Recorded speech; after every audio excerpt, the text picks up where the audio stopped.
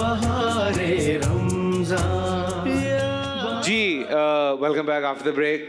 और हजरत बात फरमा रहे थे तो आप मैं कोई अपनी मालूमात के लिए एक बात पूछना चाह रहा हूँ, क्योंकि ब्रादर अहले सुन्नत के दरमियान भी दो अक़वाल है ना। एक 8 रकत वाला कौल भी है कि जो शायद अहले हदीस जो हमारा तबका है वो उसमें वो करते हैं। अच्छा, आप उसी मसले से चलें फिर तो मेरे ख्याल में आप ही इसको जवाब दे देंगे कि ये जो फ़र्क है अगर इजमाए सहाबा है तो, चूँकि जैसे कि हमारे यहाँ तो इस बात मौजूद है कि मौला अली अलैहिस्सलाम ने, इमाम हसन अलैहिस्सलाम ने जमात के साथ इसको नहीं पढ़ा, और वो ख़ुद इमाम थे, क्योंकि रसूलुल्लाह ने उनको कह दिया था कि वो जन्नत के जवानों के सरदार और इमाम है, तो वो किसी की इख्तिताम में आ भी नहीं सकते थे, वो ख़ुद ही इमाम थे।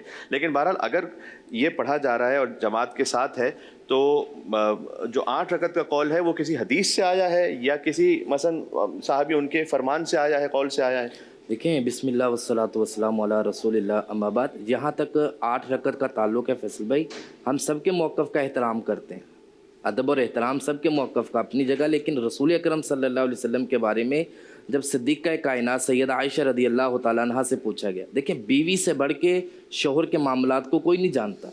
अम्मा आयशा रदी अल्लाह तआला अन्हा से जब पूछा गया कि आप घर में ये नमाज़ पढ़ते थे, आम पूरी ज़िंदगी में आपने पढ़ी है और रमज़ान में 3 दिन आपने जमात करवाई है और सहाबाए किराम ने आपके पीछे पढ़ी भी है, और 3 दिन के बाद जब फिर सहाबाए किराम जमा हुए और उनमें भी वो जो 3 दिन जमात हुई है रसूल अकरम सल्लल्लाहु अलैहि वसल्लम की, उसमें सहाबा फरमाते आपने 8 रकत नमाज तरावी पढ़ाई है। तरावी हो, सलातुल क़याम हो या तहज्जुद की नमाज हो, ये सारे एक ही नाम है, एक ही नमाज के नाम है, मुख्तलिफ नाम इसे बोल दिया जाता है। हमारे यहाँ उसे तरावी बोलते हैं और ये इस्तिलाह आम चल पई।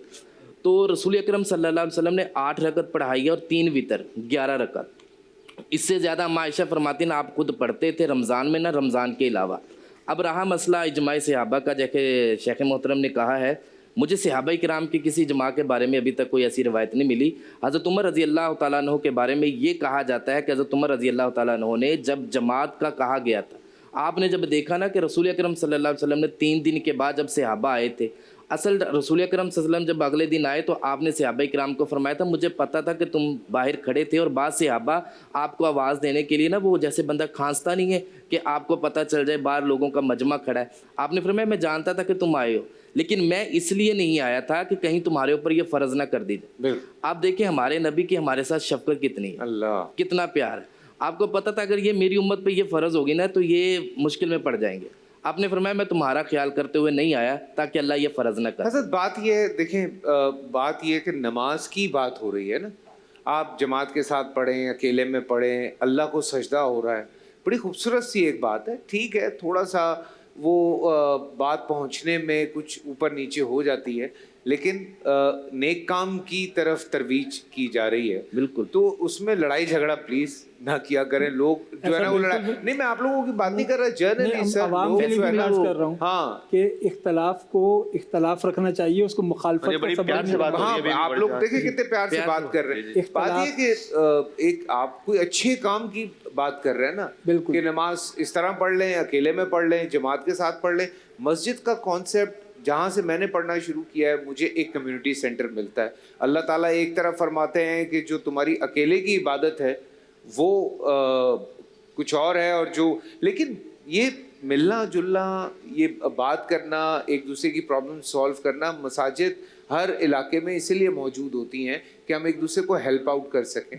बट एनीवे, हज़रत आप बात कर रहे थे, ये आप तीनों की तरफ मैं आगे बढ़ूंगा। एक जुमला थोड़ा हज़रत उमर रज़ी अल्लाह तआला अन्हु के हवाले से जो बात हो रही थी कि हज़रत उमर रज़ी अल्लाह तआला अन्हु जो जमात का कहा गया था ना, और मुत्ता इमाम मालिक में रिवायत है कि हज़रत उमर रज़ी अल्लाह तआला ने तमीम दारी रज़ी अल्लाह तआला अन्हु और उबई बिन काब रज़ी अल्लाह तआला अन्हु को जब जमात का कहा गया, उसमें अल्फाज हैं बि-11 अशरा रकअतन, 11 रकतें आपने पढ़वाई, ठीक है। और ये 20 का तो हज़रत सहाबाए किराम से नहीं है, लेकिन ये कि अलग अलग रिवायतें आती हैं जी, अलग अलग। देखें मसला ये है कि अगर कोई साथी उसकी तहकीक है और उसने खुलूस नियत से ये तहकीक की है और बिल्कुल इल्लाहियत से उसने तहकीक की और वो इस नतीजे पे पहुंचा है कि 20 मैंने पढ़नी है, लेकिन वो नॉमिनेट ना करे कि अल्लाह के रसूल अलैहिस्सलाम ने इतनी की थी, वो अपनी तरफ से पढ़ना चाहता है तो कोई मुमानत नहीं। अगर आप रसूल अकरम सल्लल्लाहु अलैहि वसल्लम की तरफ मंसूब करेंगे फिर आपको उसकी दलील देनी पड़ेगी, और दलील में 11 है। एक बात में और हज़रत ने माशाल्लाह बड़ी प्यारी बात की, हज़रत अली रज़ी अल्लाह तआला अन्हु के फ़ज़ाइल के हवाले से, हज़रत इमाम हसन और हुसैन वो हमारी आंखों की ठंडक है,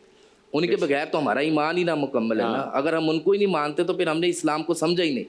حضرت علی رضی اللہ تعالیٰ عنہ، حضرت امام حسن اور حضرت امام حسین رضوان اللہ علیہ مجمعین نے فرض نماز بھی صحابہ کرام کے پیچھے پڑھی ہے، ان کی اقتداء میں پڑھی ہے.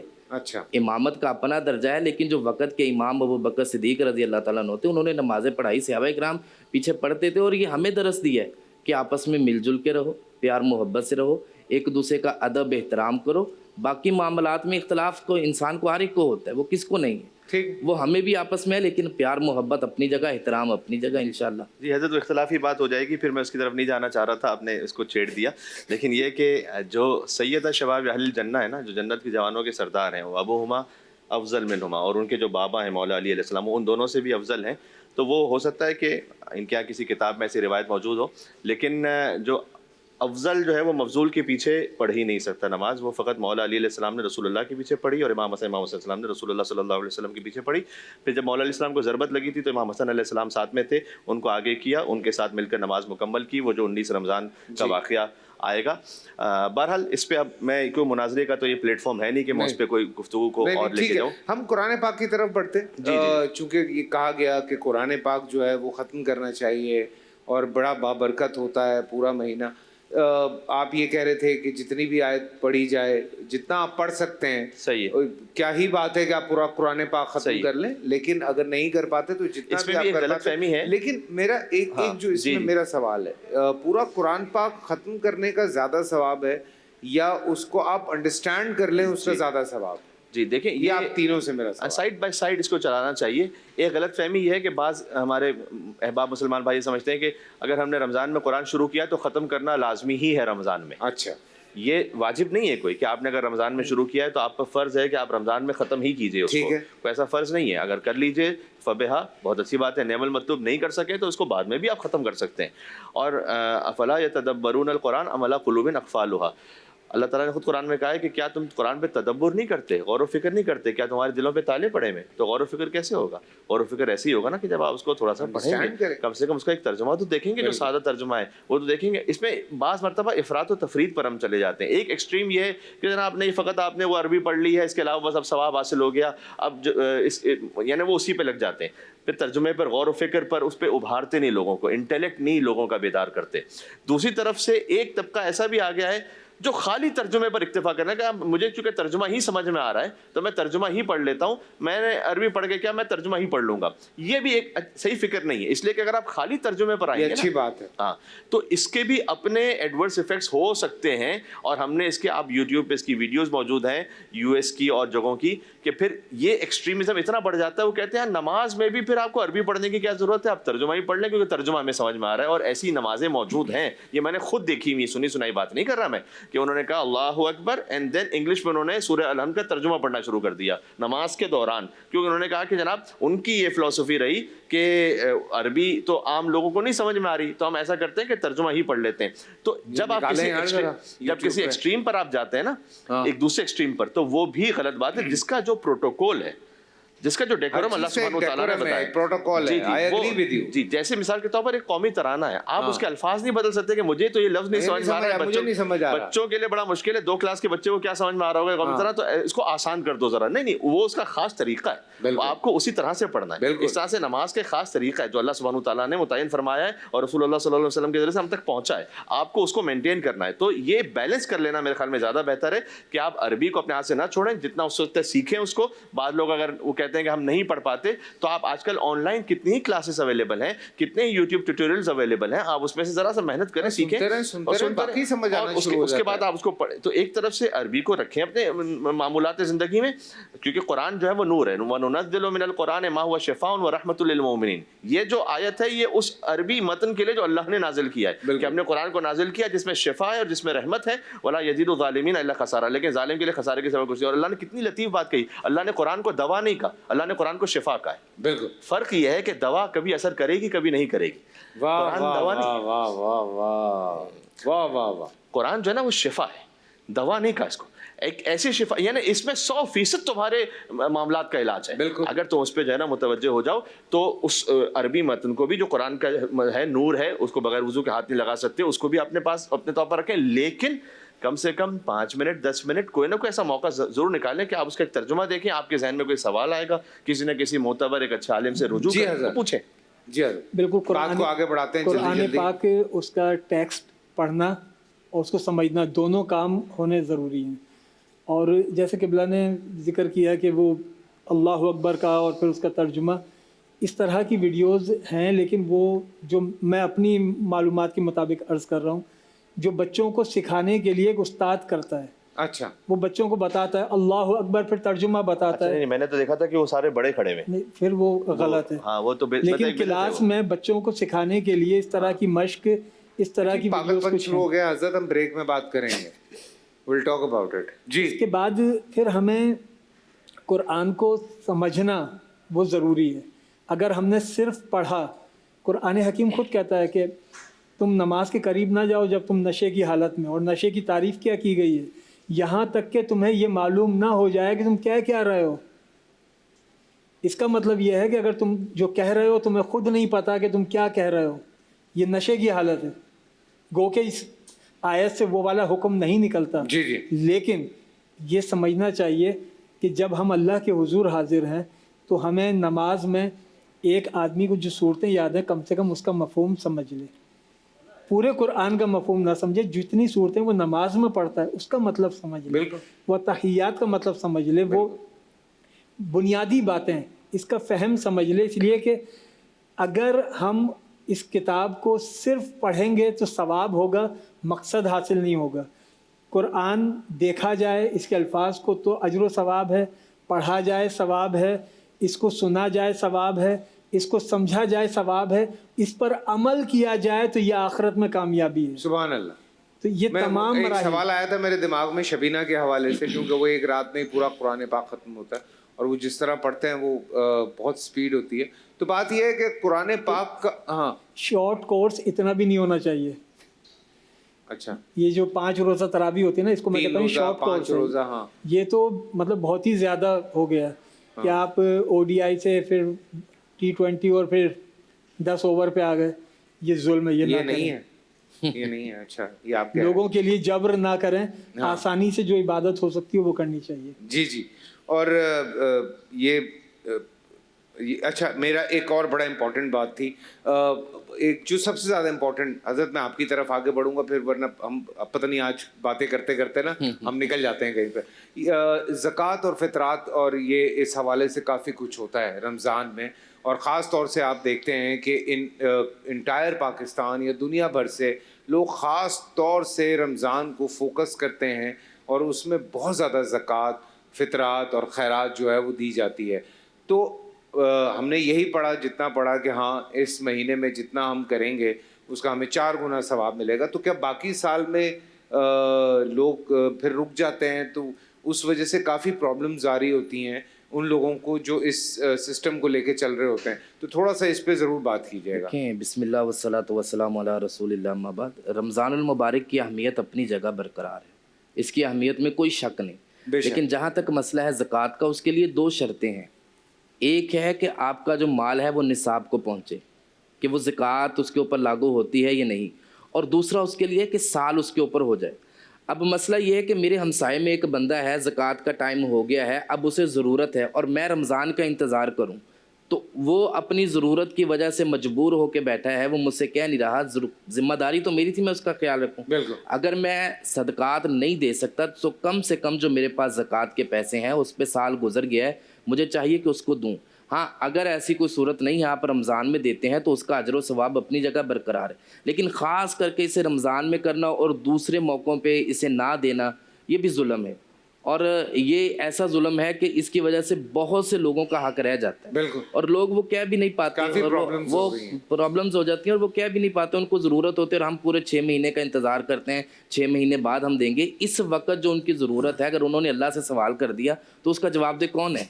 वो तो हम। मेहदी साहब, आपने इस वाक़या सुनाया था ना कि वो चोरी किए और जाके वो दिया, तो हम हिसाब किताब में जो पढ़े रहते हैं ना। नहीं, दूसरा ये कि फ़िक़्ह जाफ़रिया के मुताबिक तो अगर जब साल हो चुका है हाँ। ज़कात के या खुम्स के मामलात में, ठीक तो है। उसके लिए और डिले करना जायज़ ही नहीं है। یعنی وہ غلط کر رہا ہے. اگر وہ مثلا فرض کیجئے کہ وہ ربیع الاول میں اس پہ 1 سال ہو گیا, اب وہ ڈیلے نہیں کر سکتا رمضان تک کہ میں رمضان ہی میں دوں گا زکوٰۃ. اچھا, یہ ہمارا جو کانسیپٹ اور اس میں ایک بات میں بھی, اگر دیکھیں زکوٰۃ کا ٹائم اس کا پورا ہو گیا جیسے حضرت نے بات کی, اور وہ زکوٰۃ نہیں دیتا, رمضان تک کا انتظار کرتا ہے, اور اگر رمضان آنے سے پہلے وہ فوت ہو گیا تو وہ اس کا بھی جواب دہ ہوگا کہ بھائی تمہارے اوپر فرض تھی, تم نے کیوں نہیں ادا کی. ایسا ہی حضرت, بالکل. زکوٰۃ کا جب وقت ہو جائے, سال پورا ہو جائے مال کے اوپر, تو اس وقت وہ زکوٰۃ لاگو ہے.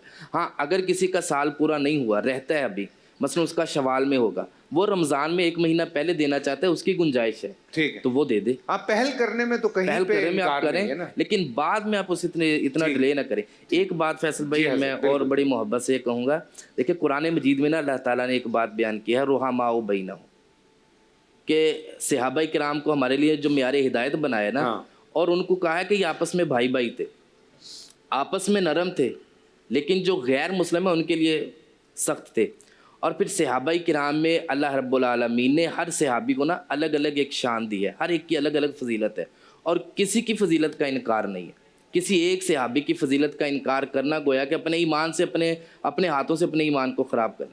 اللہ کے رسول علیہ الصلوۃ والسلام نے آخری وقت میں, حضرت موجود ہیں, شیخ بھی موجود ہیں, آخری وقت میں جب کہا تھا نا آپ کے پاس نماز پڑھانے کی طاقت نہیں, آپ نے پھر اس وقت بولا تھا مرو ابا بکر فلیصلی بالناس, آج ابو بکر کو کہیں کہ مصلی رسول پہ کھڑے ہوں اور لوگوں کی امامت کرو. اور پھر سیدنا جناب صدیق اکبر نے اللہ کے رسول علیہ الصلوۃ والسلام کی زندگی میں 17 نمازیں مصلی رسول پہ کھڑے ہو کے پڑھائی ہیں, اور اللہ کے رسول علیہ الصلوۃ والسلام نے دیکھ کے ان کو خوشی کا اظہار کیا کہ آج ہی آپس میں اتفاق اور اتحاد سے کھڑے ہیں. اختلاف اپنی جگہ, اس میں کوئی شک نہیں, کسی کو مجھے شیخ صاحب کے مسئلے سے اختلاف ہے, ان سے ہے, لیکن ادب اور احترام دل و جان سے ان کا ہے, یہ ہمارے لیے قابل احترام ہے.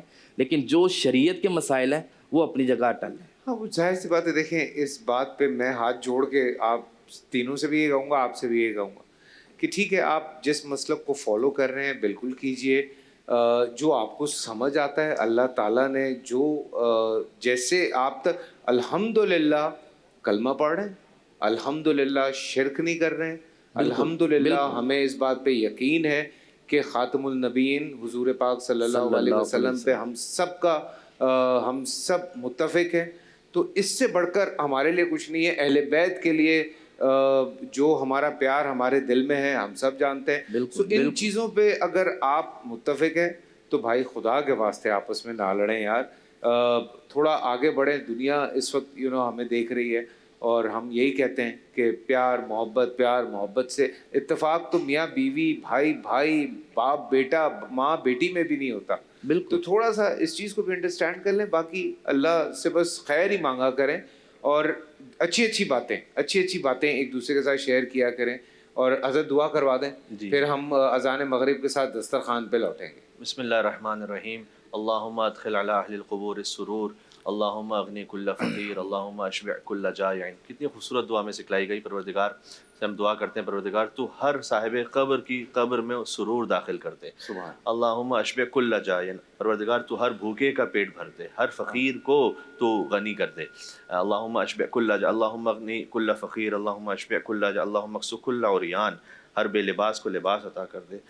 اللہم اشفی کل مریض, اے پروردگار تو ہر مریض کو شفا عطا فرما دے. پروردگار جو ہم نے اپنے دلوں میں سوچا ہے اس سے بڑھ کر جو تو اپنی حکمت سے سمجھتا ہے ہم سب کو عطا فرما دے. محمد علیہ السلام کا صدقہ, تمام اولیاء کا, تمام پاک ہستیوں کا صدقہ, اے پروردگار جو ہم سے رمضان مبارک میں غلطیاں کوتاہیاں ہو گئیں انہیں معاف فرما دے. ہمارے اعمال ناقصہ کو اپنی رحمت کاملہ کے طفیل قبول فرما, اور تجھے تیری رحمت کاملہ کا واسطہ ہے ہمارے ان گناہوں کو معاف کر دے جو عزتوں کو ختم کر دیتے ہیں, ہمارے ان گناہوں کو معاف کر دے جو دعاؤں کی قبولیت میں رکاوٹ بن جاتے ہیں, ہمارے ان گناہوں کو معاف کر دے جو نعمتوں کو آفتوں میں بدل دیتے ہیں, ہمارے ان گناہوں کو معاف کر دے جو امیدوں کو قطع کر دیتے ہیں. اے اپنے بندوں سے سب سے زیادہ جلدی راضی ہو جانے والے, اپنے اس بندے کو بخش دے جس کے پاس دعا کے سوا کچھ نہیں, اس لیے کہ جو چاہتا ہے وہ کر سکتا ہے. اے وہ کہ جو مریض کو شفا عطا کرتا ہے, اے وہ کہ جس کا ذکر ہی دوا ہے اور جس کا نام ہر بیماری سے شفا ہے, اس پر رحم کر کے جس کی واحد امید گریہ ازاری ہے. اے سب سے زیادہ رحم کرنے والے, اللہم صلی علی محمد و علی محمد.